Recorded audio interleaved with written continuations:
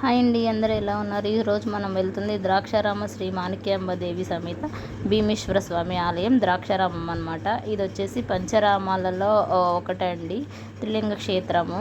So ఇదైతే కాకినాడ నుంచి మీకు 1 అవర్ టైం జర్నీ పడుతుంది.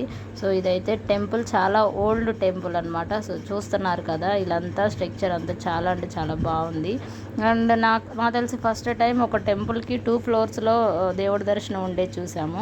సో ఇలా మనం స్టెప్స్ ఎక్కేసి వెళ్తే ఫస్ట్ ఫ్లోర్ వస్తుందన్నమాట. ఫస్ట్ మనము అక్కడ దర్శనం చేసుకోవాలి. ఇది ముఖద్వార దర్శనము. సో మళ్ళీ మనం కిందకు వచ్చేసి తర్వాత మనం పాద దర్శనం చేసుకోవాలి. ఇది భారతదేశంలోనే అతి పొడవైన శివలింగం అన్నమాట. మీరు కూడా ఇంతకు ముందు వెళ్తే కనుక ఒకసారి కామెంట్ చేయండి. సో ఇది ఓల్డ్ టెంపుల్, ఇది అంతా టెంపుల్ స్ట్రక్చరు. ఇది పైనుంచి టెంపుల్ ఎలా ఉంది అనేది. ఇక్కడ నంది కూడా అయితే చాలా పెద్దగా ఉంది. అండ్ బయటకు వచ్చేస్తే మనం ఇట్లాగా మనకి ఒక రావి చెట్టుకి నాగేంద్ర స్వాములు ఇట్లా అన్ని స్టాచ్యూస్ ఉన్నాయన్నమాట.